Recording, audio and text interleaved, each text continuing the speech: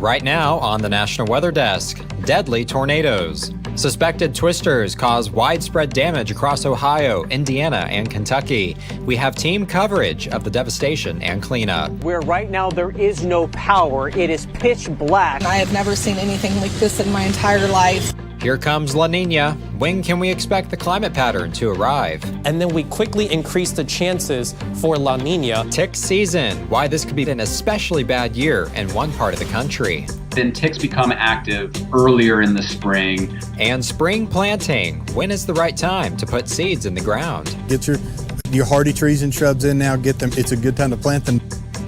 From our nation's capital, this is the National Weather Desk. Good morning and welcome to the National Weather Desk. I'm meteorologist Jordan Evans. It was a deadly and destructive night across the Midwest as multiple suspected tornadoes tore through communities in Ohio, Indiana, and Kentucky. At least 3 people are dead and dozens more are injured. The storms were part of a larger system of severe weather that pushed through the Midwest starting yesterday afternoon. Teams from the National Weather Service will be out today to assess the damage. They will determine if these were in fact tornadoes and if so, how long they were on the ground. At least 20 tornado warnings were issued in Ohio, which has some of the worst damage. This twister in particular was spotted in Logan County, about 70 miles northwest of Columbus. That community was hit particularly hard. The 2 confirmed deaths are in a trailer park there. One person said every building in the community of Lakeside has some form of damage. The winds tossed RVs and trucks onto their sides. The sirens went off here in Russell's Point, and about 5 minutes later, it sounded like a freight train coming through our front room. And we were hunkered down under a blanket on the floor. It really scared us. This likely tornado was spotted near Winchester, Indiana. It caused significant damage here, destroying many homes. Officials conducted search and rescue efforts throughout the night, looking for people who may be trapped in the rubble.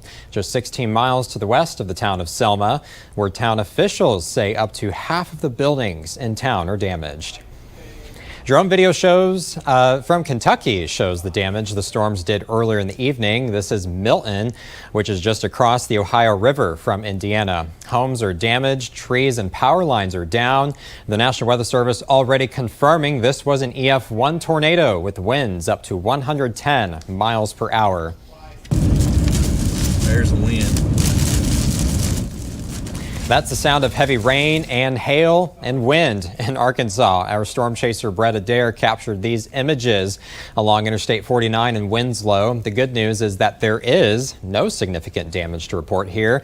We have several reports this morning from our reporters covering the aftermath. We begin with Kate Seifert, who is in Lakeview, Ohio. This was a car dealership, Austin's at the Lake. Take a look. This was one of the cars that was on the lot, down power lines hanging, and you can take a look at this car too. The window, this back window completely shattered, as well as the front window here. And then I want to bring you around over to this side of the car. Take a look at this. This was a brick building. Here's one of the many bricks that we've picked up that has been left here. The storm strong enough, I should say, to rip down this entire building. A very, very strong storm, obviously, to take down a building completely made of bricks here. Once again, it was a car dealership. Here's a closer look. I want to show you just the glass completely blown out of this vehicle that was on the lot. Just across the street from where I am is a neighborhood, a mobile home neighborhood. All of those homes that we have seen so far completely leveled, completely destroyed. Here in Logan County, Ohio, the sheriff says that there are 3 people dead due to the storm. 2 of those died during the storm. 1 died of natural causes. You can see the damage is vast. You can see 2 A-frame homes thrown on top of one each other. Power lines completely down. Here's a stuffed animal on the ground thrown from one of the homes. People's lives completely disrupted here in Lakeview, a small lakeside community just off of Indian Lake. Now, the sheriff tells us that they plan to do a sky surveillance sometime today in a briefing to figure out what their next steps are moving forward. There is a ton of damage in the downtown area. Power is out for many of these buildings, and they're going to have to continue to work diligently to get this cleaned up. These 2 homes over here flipped over, almost crushing each other and on top of each other. And then directly here in front, we can see there is a pipe burst with water gushing out, and this home is completely turned on its side. Follow me out here onto the dock. There is devastation all over the place. We've got debris. This is actually a gas pump here at Spenda Day Marina that got toppled. We have a mattress pad along with a sheet, likely from someone's home, blown here on the dock. Twisted metal, more wood right over here. And then let's show you what's in the water. Right back there behind us, look at that, a boat, a pontoon boat, or at least part of it, flipped upside down. And then not far from that, a little further away, we'll zoom down and show you that home where there's another boat flipped up onto its top on a tree that also is down in that yard. The devastation here is extensive. Extensive for sure. There was plenty of damage also not caused by tornadoes. Columbus meteorologist Andrew Buck-Michael has the radar images of the storms as they pass through Ohio. So the National Weather Service will be surveying this today to determine how long these tornadoes were on the ground, the strength of them, and then there was also other damage in Delaware County over towards Sunbury, Johnstown. This also could have been caused from a tornado. That storm also had rotation as it moved its way across the area. First wave that came through yesterday was not severe. It was the evening thunderstorms that packed the punch, and those have continued to race their way into southern Ohio, a lot quieter, and now those are all gone. Just a few lingering light showers at this point. Now to today, we're not out of the woods yet. The greatest threat for severe storms is across the south. The areas in the yellow in Texas, Mississippi, that into Alabama have a slight risk, which is a level 2 on the scale of 1 to 5. The marginal risk does extend from Texas to South Carolina. Now to Colorado, where the Denver area slammed by the biggest snowstorm there in 3 years. It forced flight cancellations and shut down parts of the interstate. That's I-70 that connects the city to the mountains. People were stranded in their cars for hours on Thursday. The interstate has since reopened. People also had to deal with widespread power outages. Denver should have over a foot of snow once the storm moves on. Some mountain communities are looking at several feet of snow as well. March is typically the snowiest time of year for Denver, so no surprise. In the Pacific Northwest, March got off to a cold start, but that's about to change. Meteorologist Shannon O'Donnell explains why.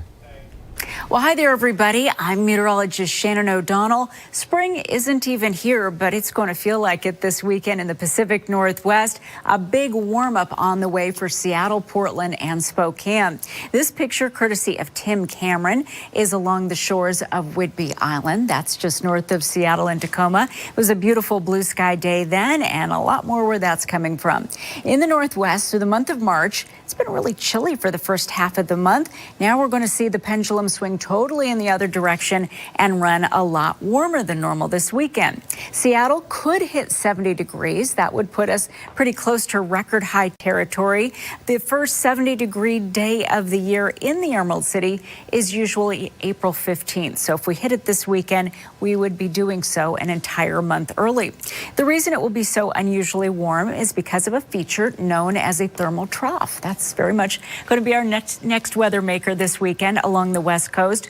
Thermal troughs this time of year get going in the Central Valley of California. A lot of heating takes place, and that's happening right now. And then they tend to shoot all the way up the I-5 corridor, pushing through Medford and Portland and eventually arriving in Seattle. When they do so, air, remember, loves to flow from high pressure toward lower pressure. If we have higher pressure, as we do right now sitting in Alberta and British Columbia, all of the air starts to move in this northeasterly direction, trying to fill up that thermal trough as quickly as it can. That's a warm and dry wind direction for us, and that's one of the reasons it's going to be so very mild this weekend around the Pacific Northwest. For the National Weather Desk, I'm meteorologist Shannon O'Donnell. 4, 3, 2, 1. SpaceX launched its third test flight of Starship on Thursday. It's now the most powerful rocket to reach orbital speeds. The deep space rocket was lost prior to splashdown. Despite the loss, SpaceX is heralding the launch as a major success. It reached orbit speeds and flew much farther than prior Starship flights. And coming up on the National Weather Desk, tick season is getting started. We'll look at why this year you could see more of them than normal.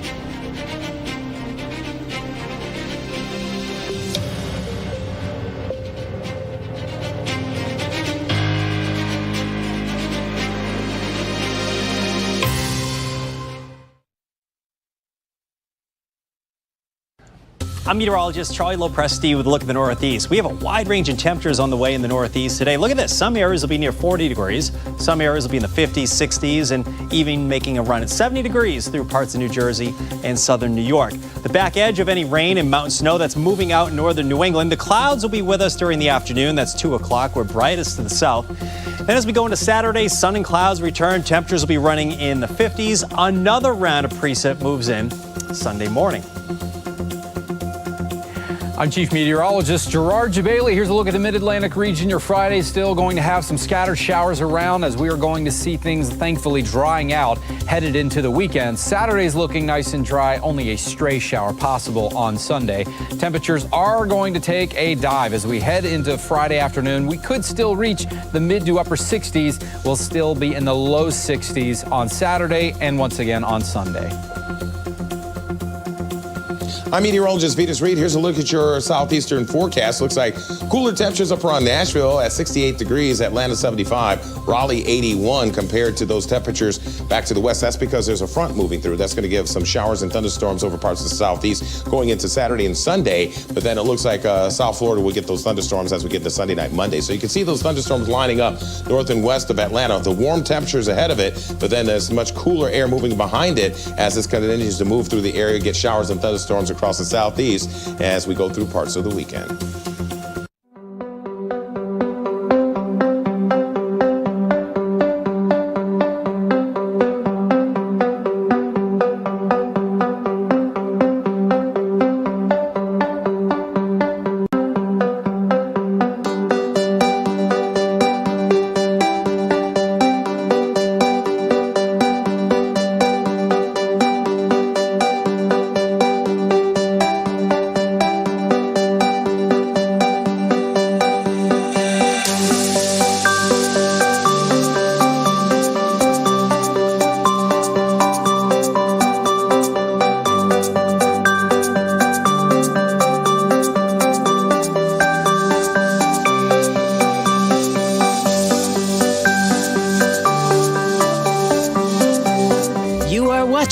The National Weather Desk. Tick season is upon us, and it's only a matter of time before they become a more common sight. And as meteorologist Ryan Munn explains, it can be a very active season. The warmer weather is arriving. Time to get outside, go for walks, hikes, and some spring cleaning around the house. However, this is the time of year that ticks become more active. We often will look at winter weather, and if we're seeing, warmer winter temperatures, shorter winters, then ticks become active earlier in the spring. We're more likely to encounter them. Ready to say hi? The milder weather we've seen this winter may mean a more active season. So, what do you do if you find one on you or your pet? People that are interested in learning, what kind of ticks they're finding can send those ticks to the lab for a free species identification. And then for a nominal fee, we'll actually test those tick samples to see whether they're carrying some of the pathogens that cause tick-borne illness like Lyme disease or anaplasmosis or Powassan virus. This also helps them track the geographical distribution of the ticks and their pathogens. The type of tick that we're most concerned with is something called the deer tick or black-legged tick. It's the one that causes Lyme disease. All the other pathogens that we have here in Maine are transmitted by this tick. And it tends to reside in kind of these forested areas, shady areas, but those areas can certainly occur in and around the home landscape. Dill says around 70% of the ticks sent into their lab were found near the person's home.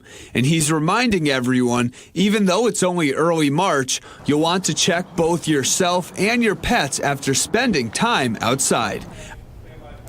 We are just days away from spring, and for most people, warmer temperatures mean getting their gardens ready and stocking up on seeds for planting this season. Taylor Thompson spoke with an expert in North Carolina about when exactly is the right time to get those seeds in the ground. So these are some of the plants that we've actually pulled in last night. Jesse Israel and Sons Garden Center has been a staple in the Asheville area for the last 42 years, and Israel himself is the third-generation owner. You just prepare for it, you know it's coming, and that makes it less of an issue for you. When he compares this winter to others, Israel says it's been fairly mild. We A little cold snap in January, but nowhere near like the last year's winter, where we got down close to 0 degrees for an extended period of time. Adding that he believes we're shaping up for a nice March. I've seen less winter kill this year in the landscape.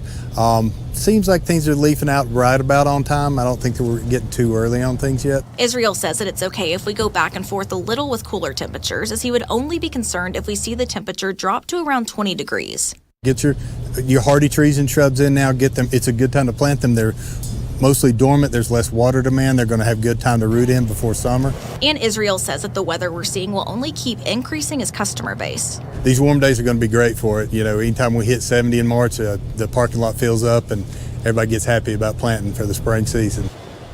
And right now, Israel says the safest thing you can do is to start getting your beds ready along with planting your trees and shrubs, but to hold off on planting the rest until around the end of April or early May. Fish anglers in Wisconsin are taking to the open water as the walleye spawning season gets underway. Eric Peterson spoke to some of the fishermen to find out how the start of the season is going. Alan Soley and his uncle Lucas Soley drove from the western part of the state to fish for walleye on this part of the river. Our boat's not big enough to be out in the big water, so we're just trying to come in here and get the boat in the water for the first time this year and see if we can't, catch whatever we catch. Hopefully we land some decent walleye though. Every year, walleye make their way upstream from the waters of Green Bay to places like the De Pere Dam to spawn. The event brings fishermen and women from all over the Midwest. On Monday morning, about a dozen boats were spotted in this area. Anglers don't need to fish on the water. Fishermen lined the shoreline at Voyager Park in De Pere. Hopefully to use to catch some fish and use up my minnows. Yeah. I've been trying to do that. Ed Vanden Elzen says he fishes here a lot. On this day, he already has 2 perch in his bucket. Whatever bites. I've caught pretty much everything that's in the river here over the last few years. Today's perch, though? Yeah. That's mainly what I'm after. Back on the river, fishermen continue to cast, including Alan Soley. I don't know if it's more so about the fish, but the experience, like meeting new people, doing something you never did before, catching quality fish, and, it's a pretty fun time. Alan's uncle Lucas agrees. Just getting a chance to spend some time with my nephew, while he has the time, is what it's really all about for me. For months, we've been talking about how strong the El Nino weather pattern has been this year, but that's quickly changing. The Climate Prediction Center says La Nina is returning this summer. Meteorologist Christian Palacio looks at the role El Nino has played in our winter weather. It peaked back in December, bringing sea surface temperatures to more than 3.5 degrees above normal. At this time, those temperatures are coming down, and this is the latest El Nino Southern Oscillation, or ENSO, probability forecast by the Climate Prediction Center. The chance of El Nino still in place is still very high through May, but as we enter the summer months, it becomes neutral, and then we quickly increase the chances for La Nina by the end of summer. What is La Nina? Instead of warm waters, the waters for the eastern Pacific Ocean get cooler. A ridge of high pressure sits in the northern Pacific Ocean, and the pattern changes to a cooler and more stormy pattern in the north with a warmer and dry pattern in the south. There are some great NASCAR races this weekend in Bristol, Virginia. Let's turn to meteorologist Brandon Lawson for a look at the weather forecast for the races. So let's talk a little bit about the forecast for you. I want to give you a virtual look at today's forecast. We got to bring the clouds in for your Friday. It's going to be mostly cloudy through the day. We're tracking a cold front moving through Bristol, Tennessee, so some showers and thunderstorms will certainly be a possibility. If you're camping at the campsites or whatnot, maybe headed out to any of the practices, any of the late model races today, definitely want to make sure you're tucking in if any lightning does strike. If you hear thunder roar, go indoors. Definitely remember that for today's forecast. forecast. Saturday looking better. There'll still be a few clouds out there, but I do think the sun going to be showing itself much more to begin the weekend. We've got the truck race on Saturday night. Forecast looks good for it. Will be mostly sunny and dry. 60s through the day. By the time the trucks take the course, we'll be dropping into the 50s. NASCAR forecast for Sunday for the Cup race during the afternoon. 50s and 60s, increasing clouds, and I did bring some raindrops back in the forecast for Sunday.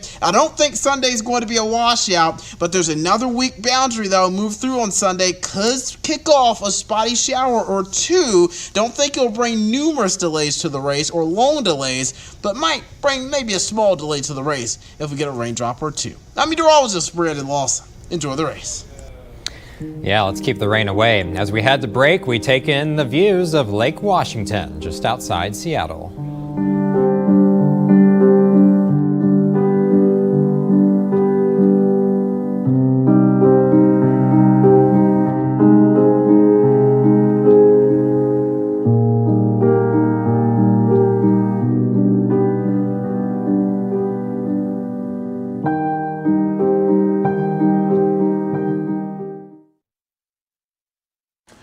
Well, a very good Friday morning, everyone. As we're heading out the door today, we're going to deal with sunshine across a lot of the central plains. However, dealing with the rain moving its way out of the Ohio Valley here this morning. For your Saturday, we're going to deal with temperatures in the 50s and 60s for most of the Midwest and dry by the time that we get to your Sunday. As things fill in here, we're going to have a lot of high temperatures in the 40s and 50s. So a little cooler for your Sunday, but some of us could have a light wintry mix potentially Monday. Have a great weekend.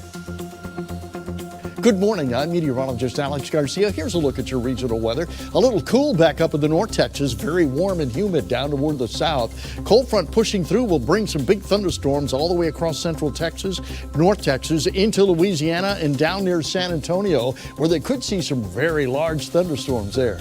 Otherwise, temperatures will be cooling down behind that front, warming up out ahead of it. I'm meteorologist Alex Garcia. That's a look at your regional weather. Well, hi there, everybody, in TGIF. I'm meteorologist Shannon O'Donnell. This Friday on the West Coast, it is going to be spectacular. From Seattle to San Diego, we're talking about a spring-like warmth, high 60s, if not 70s, including 72 in the city by the bay. Showers pushing through the Four Corners region. In fact, that's getting in the way of some of the spring training there in parts of Arizona. Otherwise, high pressure bringing on potential record warmth this weekend in the PNW. And that's the scene from here.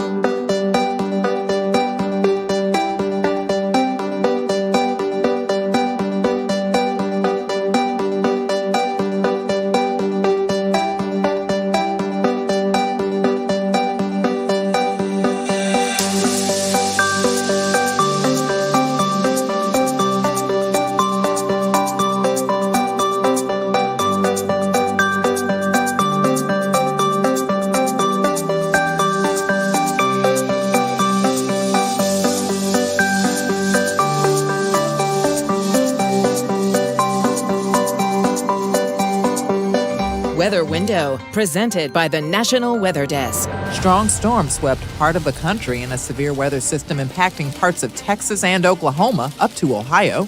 The sight of ominous clouds Wednesday night and Thursday, quarter to golf ball-sized hail in some places.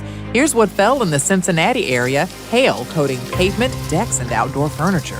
For more content like this, like the National Weather Desk on Facebook.